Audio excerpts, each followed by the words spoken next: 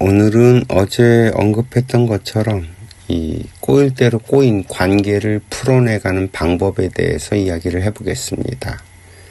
우선 먼저 좀 진단하는 방법부터 이야기를 해보자고요. 보통 우리들은 어떤 사람과의 관계에서 문제가 생기면 누구의 잘못인가를 먼저 따집니다. 그죠? 만나면 싸우던가 분위기가 싸하던가 그러죠. 그런데 모르는 사람과는 문제가 생길 수가 없겠죠. 다 아는 사람이랑 문제가 생깁니다. 그런데 그 상대가 누가 됐든 간에 풀어가는 원리는 다 똑같습니다. 먼저 누가 아픈가를 봐야 돼요. 아픈 사람이 환자입니다.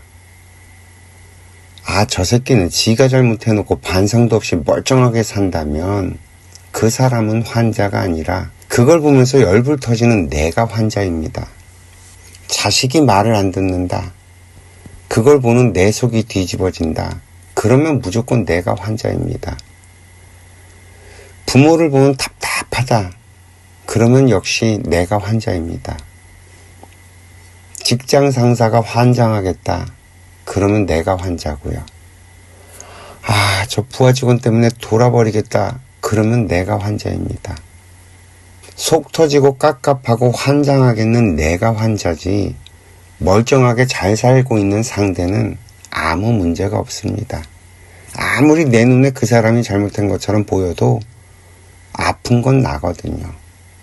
아픈 사람이 환자지 멀쩡하게 있는 사람이 환자가 아니에요. 우리는 진단을 바르게 해놓고 출발을 하자고요. 그러면 누가 치료를 받아야 할까요? 누구를 고쳐야 되겠습니까? 아픈 사람을 치료하는 거지 멀쩡한 사람을 갖다 고쳐야 한다는 건 말이 되지 않는 이야기입니다. 이해가 좀 되시겠어요?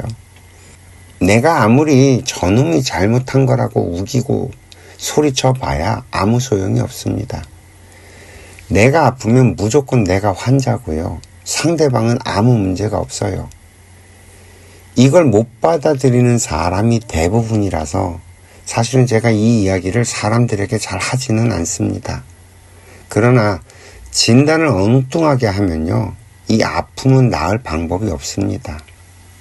예를 좀 들어가면서 설명을 해야만 이해가 좀 쉽게 될 테니까 부모 자식의 이야기로 예를 들어 봅시다.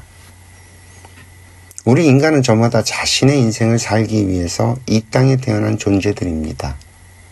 따라서 부모는 부모의 인생을 살아야 하고요. 자식은 자식의 인생을 살아야 합니다.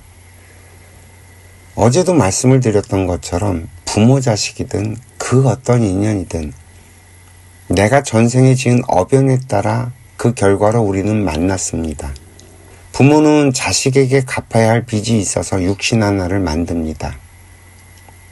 그리고 그 육신에 이번 생에 빚을 받을 아이의 영혼 하나가 점지를 받아서 태어나게 되죠. 그렇게 태어나서 서로의 빚을 갚아가고 있는 중입니다. 그런데 우리들은 착각을 하죠. 내가 낳았으니 내 자식이라고 내 마음대로 해도 좋은 줄 압니다. 그래서 아이를 내 방법대로, 내가 아는 대로, 내가 생각할 때 좋은 걸 주려고 하죠. 여기에서부터 관계의 불행이 시작이 되는 겁니다. 우리들은요, 당장 내일 어떤 일이 벌어질지 알지 못하는 중생입니다. 그러니 우리의 아이가 살아갈 미래는 더더욱 알지 못하죠. 그런데 인간은 태어나면서부터 자기 인생에 필요한 정보들을 이 자연에서 알아서 착착착 갖다 줍니다.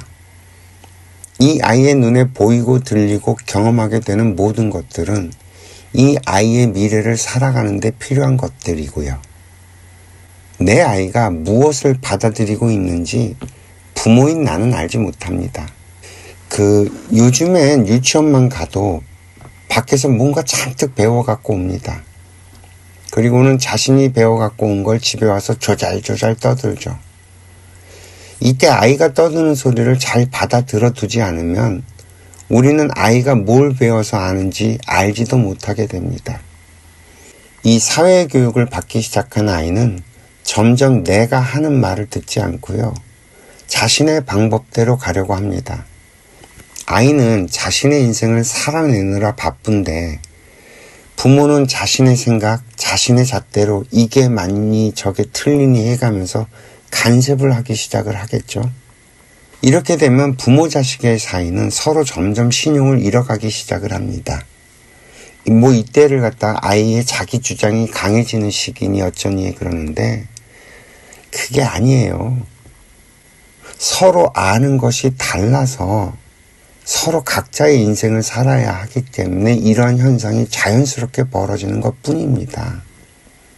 부모들 역시 아이에게 거짓말을 하기 일쑤고요.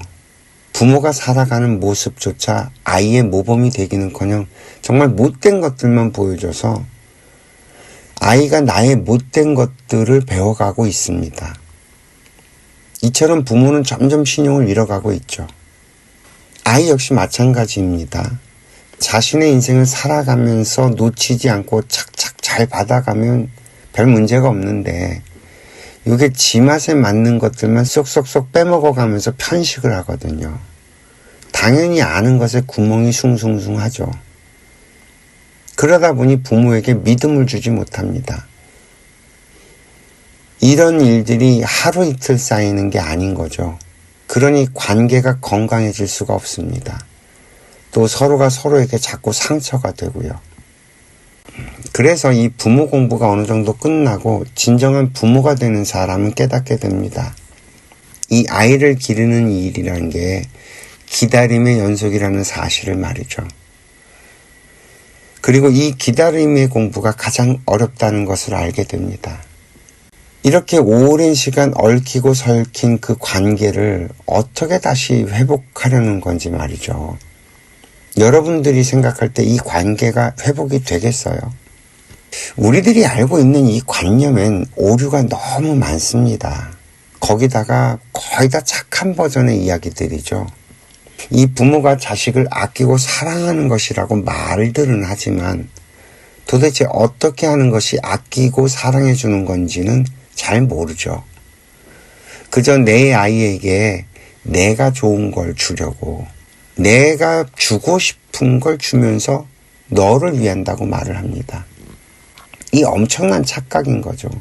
이게 오히려 폭력에 가깝습니다. 우리가 인간을 대하는 법칙 가운데 이거 하나만 지켜도 관계가 최소한 망하지 않는 것이 있는데요. 상대가 싫어하는 건 하지 말라입니다. 이 상대방이 싫어하는 것만 하지 않아도요. 최소한 관계가 망가지는 법이 없습니다. 그런데 우리들은 상대방을 위한다면서 상대방이 싫다는 걸 계속 강요합니다. 이건 폭력이에요. 잔소리를 듣기 싫다는 아이에게 잔소리를 하는 건 폭력입니다. 그건 아이를 위하는 게 아니에요. 내 마음 편하고자 하는 짓이지. 그래 놓고는 아이에게 참으라고 합니다. 그리고 어른이 말씀하시는데 대든다고 뭐라 그럽니다. 이건 힘으로 강제로 하는 짓이잖아요. 저희가 늘 말씀드리는 게 있습니다. 말은 하는 사람이 듣는 사람이 이해되도록 말을 해야 할 의무가 있다고 그러지 않았던가요? 부모도 그렇고요. 어른들도 그렇고요. 다 원리는 똑같이 적용이 됩니다. 아이가 이해되게 말을 하면 아이는 그걸 절대 잔소리라고 여기질 않아요. 오히려 고마워하죠. 만약에 아이가 똥 씹은 얼굴을 한다면 그건 무조건 내가 잘못한 거예요. 오히려 미안한 줄 알아야죠. 그리고 자식들도 절대 참지 마세요. 아니, 이건 부모든 자식이든 마찬가지예요. 절대 참지 마세요. 참는 건 아무런 도움이 되질 않아요. 오히려 모든 관계들을 점점 더 망치죠.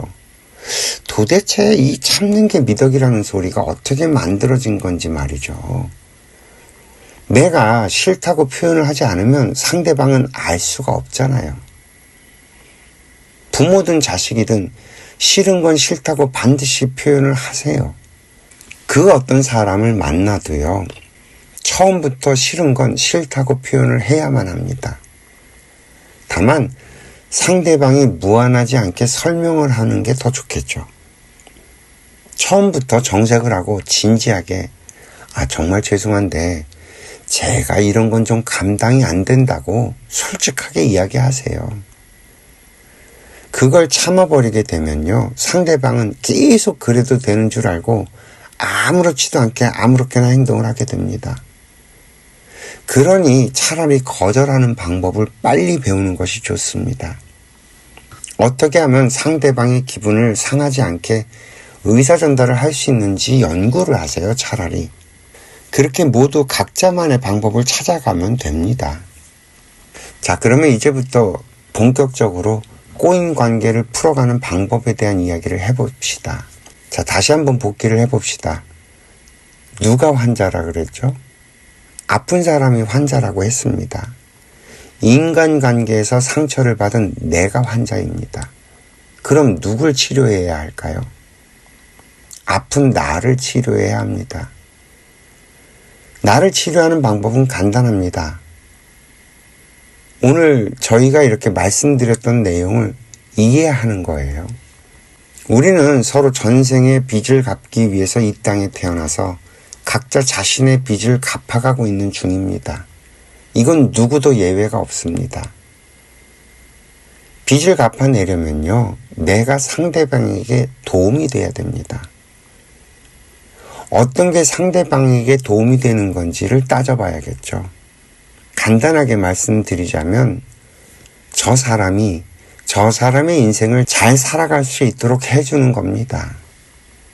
그러려면 일단 저 사람이 누군지를 알아야겠죠. 내가 낳은 자식이라고 해도요, 부모들은 자기 자식이 어떤 사람인지를 모릅니다. 저 사람을 알려면 저 사람을 잘 살펴볼 수밖에 없고요. 도를 통해서 저 사람의 전생을 아는 그것도 하나의 정보일 뿐입니다. 무당들이 신점을 봐서 신들이 알려주는 이야기를 듣는 그것도 하나의 정보일 뿐이에요. 그렇다면 그런 능력이 없는 나는 상대방을 알 수 없을까요? 전혀 그렇지 않아요. 이 자연은 그런 식으로 운영을 하지 않습니다. 우리가 전생을 알지 못해도요, 그 사람이 하는 말, 그 사람이 행동을 잘 살펴보면 상대방을 알 수 있습니다. 전생은 이 생을 보면 알 수 있어요. 왜? 전생의 어변에 의해서 이번 생이 만들어진 거니까요. 우리들이 상대방이 말하고 행동하는 걸 있는 그대로 보는 게 아니라 내 방식대로 해석을 해서 보고 들으니까 베베 꼬이고 저 사람이 보이지 않는 것뿐입니다. 내 선입견이나 내가 아는 정보 따위를 모두 내려놓고요, 그 사람의 행동이나 말을 보고 들으면 다 그게 보이고 들리게 되어 있습니다. 전부 내 욕심이 눈을 가리고 귀를 막는 거예요. 만약에 제가 하는 이 말이 이해가 되지 않고 그건 아니다고 못 받아들이겠다는 생각이 들면요, 그 자신이 사람들과 대화 나누는 것을 한번 녹음을 해서 들어보세요. 이거 직방입니다. 상대방이 했던 말을 내가 다시 한번 들어보고요, 내가 했던 말을 내가 다시 들어보면 참 우리가 얼마나 서로가 상대방의 말을 듣고 있지 않은지 정말 명확하게 알 수 있습니다. 내가 그동안에 얼마나 상대방이 하는 말을 못 알아듣고 또 안 듣고 있었는지가 보이고요. 그래서 저는 이 듣기 훈련을 할 때 그 녹음을 해서 다시 들어보는 연습을 해보시길 권합니다. 우리가 그 사람에게 아무런 욕심이 없다면요, 그 사람이 하는 말을 순하게 잘 들을 수 있게 됩니다. 우리는 이런 원리를 몰랐던 거죠. 그리고 내가 잘 이해가 되지 않으면 바로 물어보면 됩니다. 혹시 당신이 한 말이 이런 뜻이었냐고 되물어보면 바로 확인할 수 있는 걸 가지고 마치 알아들은 척 해버리니 늘 오해가 생기고 서로 소통이 되지 않는 겁니다. 내 생각과 다르다고, 내 방법과 다르다고 짜증을 내고 화를 내니 대화가 끊기는 거죠. 이처럼 사람을 대하는 방법, 사람과 대화하는 방법 같은 것들을 내가 먼저 좀 잘 알아야 합니다. 이것이 치료법이에요. 모르는 것, 몰랐던 것들을 알아야만 치유가 가능해지는 거죠. 이해가 좀 되셨을까요? 이렇게 몰랐던 것들을 알게 되면 그동안 내가 잘못했던 것들이 다 보입니다. 자식을 내 방법대로 하려고 상처를 줬던 게 보이고요. 이 자식들도 부모님조차 아직 부모가 되는 공부를 하고 있는 중이었는데 너무 부모에게 많은 것을 욕심냈던 것들이 보이게 됩니다. 직장 상사가 아직은 실력이 부족해서 나에게 그런 식으로 대했던 건데 나는 그것도 모르고 직장 상사 욕만 해대고 있었던 게 보이고, 이런 식으로 내 멋대로 상대방을 착각해서 오만 상상을 다했던 일들이 보이기 시작을 합니다. 그러니까 이제 이런 설명을 이제 듣고 이제 좀 뭘 알았으니 바로 상대방과 관계를 풀어낼 수 있냐면 그렇지 않아요. 일단 내 실력이 이 관계에서 그 꼬이고 꼬인 문제들을 해결할 만큼 되질 않습니다. 그리고 무엇보다 나는 이미 상대방에게 신용을 잃어버려서 상대방은 나를 믿지 못하는 상태입니다. 표면적으로는 말을 그렇게 하지는 않겠지만 깊이 관계를 들여다보면 사실 내 신용은 이미 바닥인 거죠. 그러니 내가 하는 말이 상대방에게 전혀 먹히질 않습니다. 그리고 이제 겨우 내가 조금 뭘 알았다고 상대방에게 설명을 하기 시작하면요, 상대방을 가르치려고 드는 게 돼서 더 관계를 엉망으로 만들게 되고요. 그래서 저희가 딱 그 방법 하나를 제시해 볼 테니 잘 들어보시고 이걸 잘 강구해서 사용해 보시길 바랍니다. 첫 번째, 상대방에게 솔직하게 말을 하는 겁니다. 미안합니다. 그동안 제가 너무 잘 몰라서 너무 많은 실수와 잘못을 한 것 같다고 사과를 먼저 하는 거죠. 그리고 대신 제가 지금 인간관계에 대한 공부를 시작했으니까 조금만 시간을 주고 기다려달라는 부탁을 하는 겁니다. 이게 언제 제대로 갖춰서 이 관계를 풀어낼 수 있을지는 모르겠지만 시간을 좀 달라고 간곡하게 부탁을 상대방에게 해봐야 합니다. 그게 부모님이 됐던, 그게 자식이 됐던, 직장 상사가 됐던, 동료가 됐던, 친구가 됐던 누구든 상관이 없어요. 만약에 상대방이 그러마하고 이해를 해주면 정말 고마운 일이고요. 만약에 상대방이 이해를 못하면 그조차 이해를 하고 나는 받아들여야 합니다. 그렇잖아요. 사과를 하고 양해를 구하는 사람이 상대방이 그 부탁을 안 들어준다고 성질을 내면 이게 어찌 되겠어요. 방귀 낀 놈이 성질까지 부리는 격이 되잖아요. 일단 그렇게 시간을 번 뒤에 저희 인생학교 듣기훈련 프로그램을 해보세요. 100일간 듣는 귀를 만들어 보는 겁니다. 내가 상대가 하는 말을 들어줄 수만 있게 되면요, 그 어떤 관계도 서서히 바로잡혀 갑니다. 우리가 그 대화의 기본은 경청이라는 말은 엄청 해대면서 살지만 사실 상대방의 말을 듣고 사는 사람을 보기는 어려운 세상입니다. 모든 인간관계의 시작은 듣는 것에서부터 시작을 합니다. 이해가 되셨나요? 이처럼 상대방에게 미안한 마음이 저절로 올라오고, 그래서 상대방에게 진심으로 사과를 한 뒤에는 무조건 입을 닫고 내가 춤을 하는 겁니다. 언제까지? 상대방이 보이고 이해가 될 때까지 말입니다. 그 시간이 얼마나 걸릴지는 알 수 없죠. 전적으로 나의 노력에 달려 있으니까요. 다시 말씀드리지만 상대방은 아무런 잘못이 없습니다. 오직 잘못은 나에게 있죠. 어떤 잘못? 내가 상대방을 모르면서 내 방법만 우겨댄 잘못. 우리가 상대방을 알면요, 상대방에게 맞춰서 응대를 할 수 있어집니다. 이게 실력인 거죠. 우리는 그동안 자기 실력도 없으면서 부모 짓을 한다고 했고, 실력도 없으면서 아무에게나 함부로 말을 하고 살아왔습니다. 이건 뭐 전부 다 그래요. 안 그런 사람이 없어요. 우리가 이 실력을 갖추게 되면요, 윤회의 사슬이 풀립니다. 거침이 없어지고 걸림이 없어지죠. 이 눈을 뜨게 되면요, 전 인류가 한 형제라는 것이 보이기 시작을 합니다. 내가 왜 이 세상에 태어났는지가 저절로 알아지고요. 그리고 이제 뭘 어떻게 하고 살아야 하는지가 저절로 보입니다. 그 외 너를 위해 나 살거니 소중한 것은 무엇이든 너에게 주마 하는 시구처럼 오로지 빚을 갚기 위해서 살아가게 되니 적도 없고 대립도 없고 미워하는 사람도 없어집니다.